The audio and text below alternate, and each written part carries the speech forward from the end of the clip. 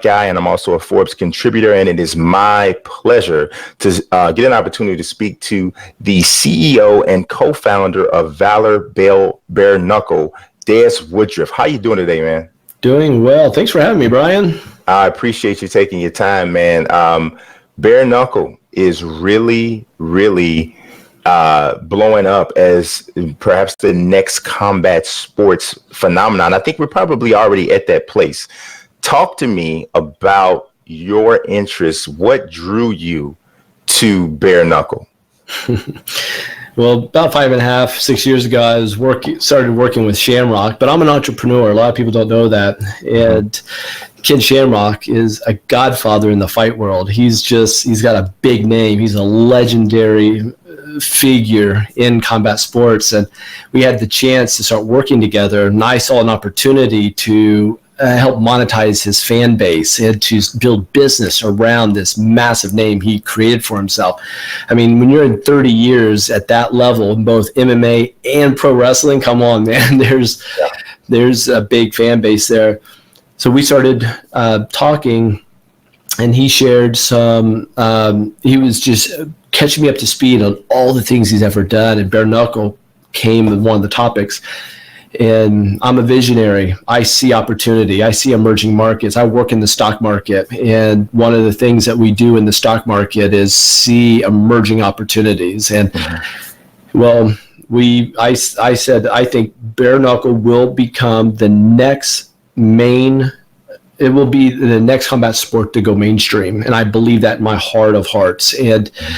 But I cautioned Ken. I said, we can't move on it yet, right? So we don't want to be first to market. We want other people to be first to market, let them test the market for us, and then we come out and at the right timing.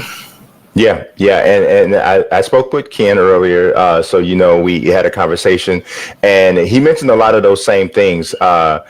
So, and you were talking about recognizing some trends before they start. So you've been involved with a few of those types of things. So for people who may not be aware, can you kind of break down some of the other businesses that you've kind of gotten in at the right time, and how you see some parallels with that and the growth of Bare Knuckle? Back in the mid 90s, before anybody knew what the interweb was, I had the idea of trying to buy a car off the internet, and nobody was doing it yet. Nobody was on the internet selling anything on cars. So I started a company. I was the first to market on selling cars online. Nobody was doing it, and I was the first to market. And the VCs, venture capitalists, wanted 60% of my business, and I walked away from the deal. And that's why I'm not a gazillionaire today. Right? So I walked away from the deal. I thought they were just too greedy. But I was onto something. Matter of fact, my domain name there's websites on the internet you can go and check out the domain name. And Facebook.com and my domain name came in at the exact same time, and Amazon.com beat me just by a few months. I was way before YouTube, way before Twitter, but that's one of them. I was also a first to market for internet B2B for mortgage loan processing, and then I was the first to market doing stock trading videos. And I was putting out rich media or videos worldwide on stock trading, and they got really popular. Now, this is before YouTube, right? So I'm right early. And they got really popular in the UK and big in Europe. And I thought, whoa, I'm going to take this to the US. I got a domain name that went number one on Google. And I worked with brands such as Rich Dad Poor Dad and Wealth Intelligence Academy, a bunch of companies that I helped teach for them and on the stock trading side of things. So I was the first in the world to start doing stock trading videos, and I started those in 2004. YouTube came out in 2005. So I am the first to market in several areas, and that's why Bare Knuckle. I told Ken, I said, Ken, just mark my words. Bare Knuckle will be the next one. But the leading indicators, you brought this up. What I was seeing was every 25 to 30 years, combat sports makes this big change. Boxing, WBC started in 63 and 93. UFC started, that's 30 years, right? But the reason UFC started was because the fans were ready for something new, something more exciting. And then now UFC just had their 25th anniversary, and they sold in 2016. They sold for $4 billion. They got out the high. I saw the numbers. I'm a numbers guy. I said they started trending down in 2011 on their buy rates, and I said, and 5 years later they sold. So I think they sold at the high. So bare knuckle, on the other hand. So I just see an opportunity here because the market was open for something new. It was 25 years, and it's like, well, what's going to be next? What's going to be next? And the reason I thought it was going to be bare knuckle was because of fighters on YouTube and that were doing bare knuckle, and they were getting massive views, Brian, just big views. And I said, right there, social proof. That's it. So if I was going to talk about this as a trader, I would be looking. I would say boxing is in just a holding pattern, a sideways trend. And I would say that MMA is kind of got a double top, which is a double top or a trend reversal pattern in the stock market. And that means, it could start trending down, which we've been seeing outside of star-studded events, when you got the Conor McGregor, Ronda Rousey, Brock, yeah, you got it. Those are some big pops that you'll get. But what I'm finding now is a double bottom with bare knuckle. And what that means, a double bottom means in the stock market world is you have nothing but upside opportunity. It's kind of like an IPO. If you have an IPO, initial public offering, that company we're like an IPO, but we're the company that has something new and exciting to share, and we have a solid management team. And that's what you need if you're going to invest in any sort of company. And we've got a rock solid management team and something exciting to share. Yeah, it feels like this is perhaps an ideal combination with you and your experience in business and experience in getting into these different industries at the right time, noticing trends, even separate from, whatever your level of fandom is for combat sports. But when you match that with a person like Ken Shamrock, who has so much notoriety in this space or in a related space, it almost is kind of like a dynamic duo kind of a thing. Man, Brian, you're nailing it. I could not have done this without Ken. Ken arguably could not have done it without me. But us coming together and working as a pair, I mean, it's just like in marriage, right? Man, you find somebody who complements your strengths or weaknesses, you can just do anything. Yeah. I mean, it really is something interesting. And speaking of things that are interesting, this first event is coming up, Newtown, North Dakota, September 21st at the Four Bears Casino and Lodge. You guys are doing something that I was telling Ken, I've been a combat sports fan for almost 40 years. If I'm talking about first fight I ever saw, like I was telling him, was Leonard Hearns 1. And I was hooked on combat sports from that point. Ken Shamrock and Mark Coleman and those guys, they introduced MMA to me a little bit later. So it was on, right? But I've never seen any promotion do a fan interaction initiative that allows people to pick the brackets for a tournament. That's new. Who came up with that? How cool is that? Yeah. It was a group effort. We had the best team members. We got Jen Wink. She used to be with the UFC as head PR director. She's with us now. We have Todd and we have Richard, and we have a great team of support. We all came together, and we got Adam, who does our marketing for us. And we said, how great would it be? Because what we're trying to do with Valor is show behind the scenes like fans have never seen before. We're wanting to be engaged with fans like they've never seen before. And Jim was like, hey, this is a great opportunity. Let's bring the fans in to help matchmake for us. And how cool is that? I mean, true fans of combat sports, this gives them an opportunity that is just unheard of. Yeah, and I'm wondering, and without spilling too many beans, is this like the end of the fan interaction concept? Are you guys considering taking this to some other levels of the business? I mean, how much more interaction can fans look forward to? Well, we are an emerging business, and because we're an emerging business, everything it's an oyster. It's opening, meaning that opportunity is there for us to do just about anything we want to. And so the fan engagement part is a process, and it's in the works, and all these ideas are coming from people on the team and the fans that are starting to come to us. No one knows about Valor Bare Knuckle yet. But we're getting big hits. Anytime you get the AP News releasing you, and it got covered by, and I'll spare you on all the media sources that's gravitating towards us. But the point in all that is, as the fans start to wake up to who we are, and they start to see that they're going to get behind the scenes access to, to this promotion, because this is a promotion that's just getting started. So because of that, they're going to see us from the inside growing. We have a YouTube TV show that's coming out.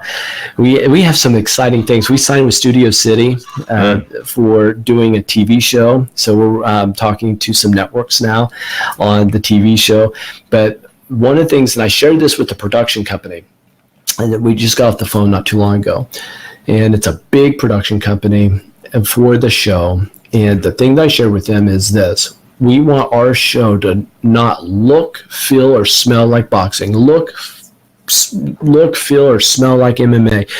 We want bare knuckle to be its own sport completely, where it has its own category. So we have a secret, and nobody knows this. I don't know if Ken shared this with you, but we have a big secret that we're unveiling going into this new fight. Okay, maybe you guys talked about it. No, we didn't. But as you're saying it, as soon as what you just said made me think of something, and I'm like, what are they fighting in? Well, that's the secret. We have developed something that we've got the attorneys on. We're getting their trademarks on. We are fighting. It's going to be an experience that nobody has seen before, and the TV world will light up. But it's to increase the viewing pleasure of the fans. Wow. So my mind's going all over the place. I'm thinking Mad Max in the Thunderdome.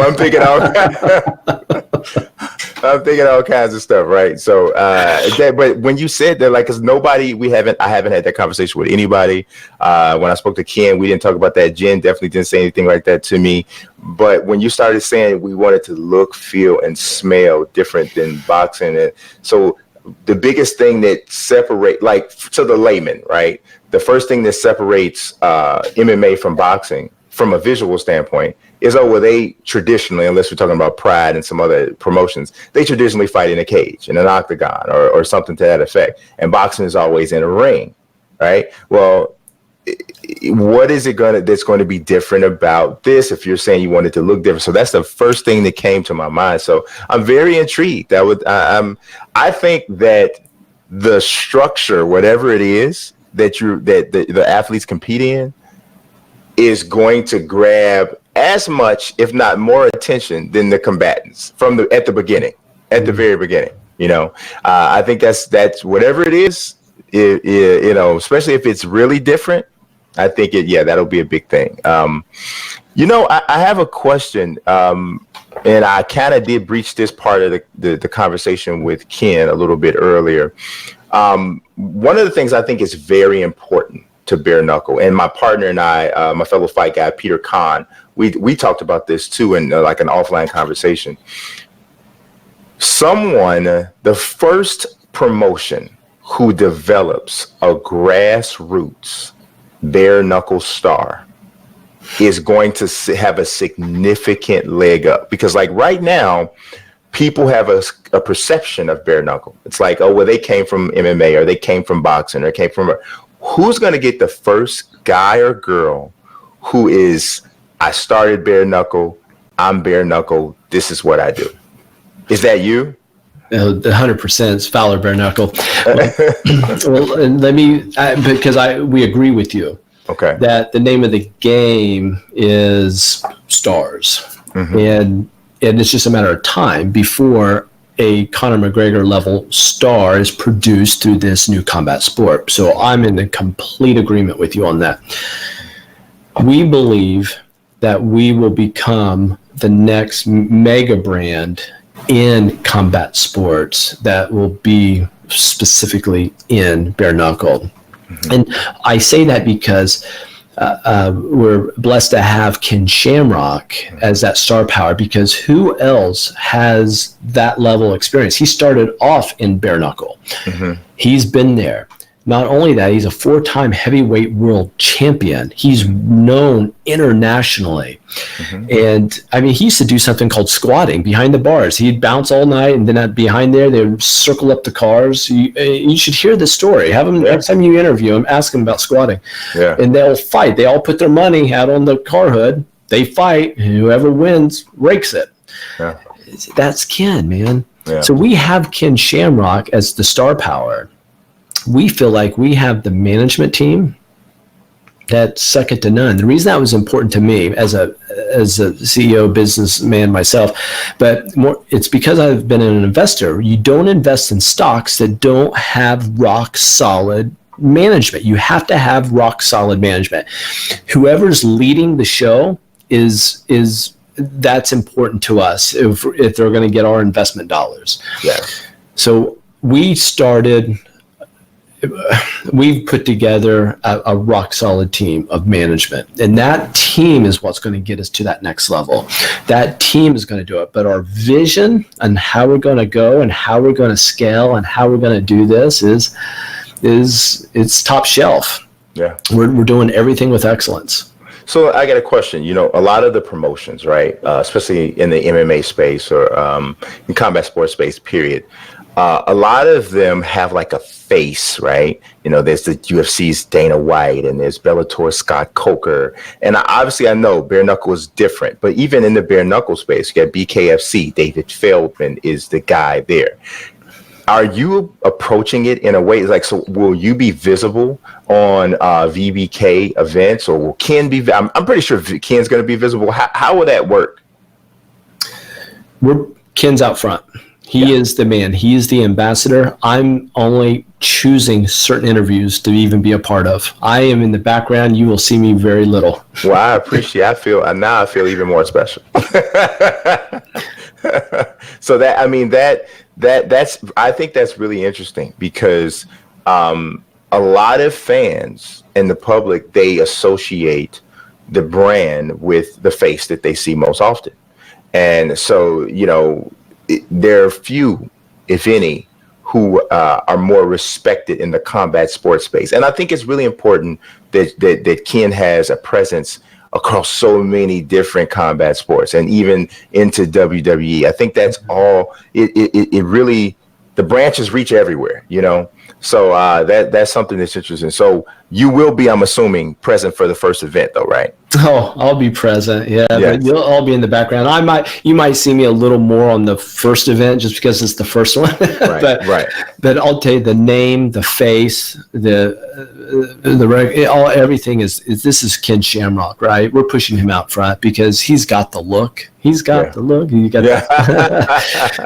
And he's got the charisma, and he knows, as you know, when you interview him, he's great on camera. He's the one that needs to be out in front. Yeah, because he still looks like if he gets a hold of you, it's going to be a problem to break loose. It is insane, man. You should see him, man. Right now, he is ripped and he's stacked, man. And still active. He's doing wrestling stuff. Yeah, for sure. So, man, you know, I am just really excited about the brand. I'm really pleased that I had an opportunity to speak to both you and Ken, because it really, you're saying a lot of the same things, but it's really two completely different perspectives. But I think it gives a really good full scope of what the vision is. And I know that's a real key word for you, vision, because that's kind of how everything runs. Yeah, that's right. We think the thing that's separating us, Brian, from just other mainstream combat sports is that we're throwing off the gloves, right? This is just what you have here. It's just here. And we think that that's going to be a value proposition that a lot of people are going to be attracted to. Mm-hmm. I believe wholeheartedly that the millennials, the Generation Z, they're going to say, this is a sport we can call our own. It's kind of got that Fight Club feel to it, you know? But we're going to have a level of excellence to our organization, higher standard, and the professionalism that you can expect from us is going to be at a level that a lot of people wouldn't normally expect from an early rising new company. But September 21st, everybody should have a fight night at their house, September 21st. It's $29.99. It's so anybody can afford it. And pay-per-view, and you can get it on any cable station. You can get it on DirecTV. You can get it on Dish. You can get it through Fight TV, through digital. But what's really cool, we got the biggest distribution money can buy. We got the same distribution that Mayweather and McGregor has, 94 million households, and we're international also. So we're really happy with that. But September 21st, that's the night everybody should have their friends over and watch the VPK 1, because think about this. I did not watch UFC 1 live. Right. A lot of people did. Mm-hmm. And think about being able to say, I watched it live. Well, people will be able to watch VPK 1 live. Yeah, it is shaping up to be an experience for sure. Des, I appreciate your time, man. Thanks so much for coming on with me. Hopefully we get an opportunity to speak in the future as VPK and Bare Knuckle grows overall. Hey, I appreciate you, Brian. Thanks so much. Thank you.